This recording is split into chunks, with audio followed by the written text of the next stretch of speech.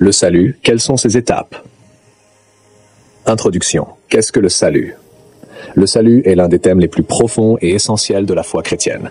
Mais qu'est-ce que cela signifie exactement et surtout, quelles sont ses étapes? Cette question résonne dans le cœur de nombreux croyants et la réponse peut paraître mystérieuse pour ceux qui débutent leur marche spirituelle. Le but de cet article est d'éclaircir ce sujet en profondeur en vous expliquant, pas à pas, ce qu'implique le salut, son processus et surtout le rôle de Dieu, de Jésus-Christ et du Saint-Esprit dans ce miracle spirituel. Dans cette étude, nous allons examiner ces questions d'une manière pratique et compréhensible, afin que même un enfant puisse comprendre. Nous verrons le rôle de Dieu le Père dans le salut, le rôle de Jésus, et enfin, le rôle du Saint-Esprit. Nous aborderons également la réponse du pécheur face au salut offert, et la question du temps dans le processus du salut. Le rôle de Dieu le Père dans le salut.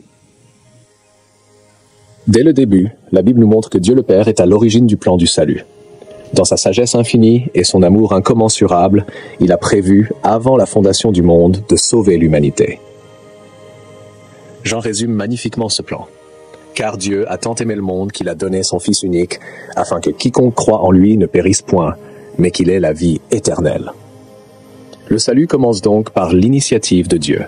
C'est lui qui, voyant l'humanité déchue, a décidé de pourvoir une solution en envoyant son propre Fils Jésus-Christ pour porter le poids de nos péchés. L'amour de Dieu comme moteur du salut. Le salut est avant tout une question d'amour. Comme il est écrit dans Éphésiens 2, 4, 5. Mais Dieu, qui est riche en miséricorde, à cause du grand amour dont il nous a aimés, nous qui étions morts par nos offenses, nous a rendus à la vie avec Christ. C'est par grâce que vous êtes sauvés. C'est par l'amour de Dieu que le plan du salut a été conçu. Il ne veut pas que quiconque périsse, mais que tous parviennent à la repentance. Pierre Troins. Ainsi, Dieu a créé un chemin pour que nous puissions être réconciliés avec lui, un chemin qui passe par Jésus. 2. La souveraineté de Dieu dans le salut. Dieu, dans sa souveraineté, a aussi un rôle crucial dans la mise en œuvre du salut. Éphésiens 1 nous rappelle que nous avons été prédestinés selon le plan de celui qui opère toutes choses d'après le conseil de sa volonté. En d'autres termes, rien dans le plan du salut n'est le fruit du hasard. Dieu a un dessein et un but pour chaque âme, et c'est lui qui dirige chaque étape vers le salut. Le rôle de Jésus-Christ dans le salut. Si Dieu le Père a initié le plan du salut, c'est Jésus-Christ qui l'a accompli. Son rôle est central et vital dans l'œuvre de rédemption. Sans Jésus, le salut ne serait pas possible, car il a payé le prix ultime pour nos péchés. Le sacrifice de Jésus sur la croix. Le rôle de Jésus dans le salut est d'abord et avant tout celui de Rédempteur. Il est celui qui, par sa mort sur la croix, a porté nos péchés et nous a libérés de la condamnation éternelle. Comme il est écrit dans 1 Romains 5, « Mais Dieu ouvre son amour envers nous, en ce que, lorsque nous étions encore des pécheurs, Christ est mort pour nous. » 2. La résurrection et la victoire sur la mort. Mais Jésus ne s'est pas arrêté à la croix. Sa résurrection est la preuve de sa victoire sur la mort et le péché. Corinthiens nous dit que si Christ n'est pas ressuscité, votre foi est vaine, vous êtes encore dans vos péchés. La résurrection de Jésus est la garantie que le salut est réel et efficace. Par sa victoire, il nous offre la vie éternelle. Le rôle du Saint-Esprit dans le salut.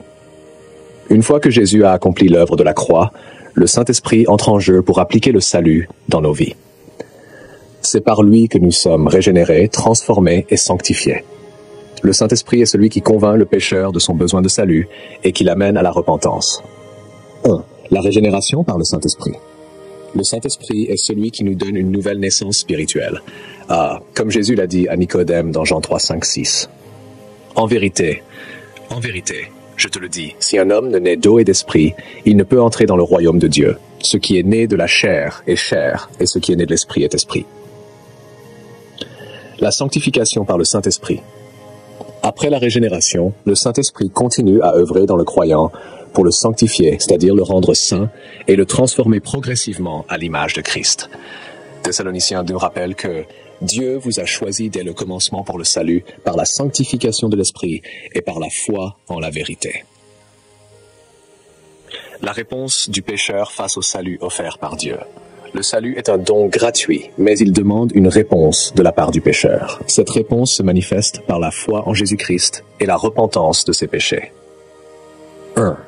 La repentance. La repentance est un changement de cœur et d'attitude face au péché. Elle consiste à reconnaître son péché, à s'en détourner et à se tourner vers Dieu.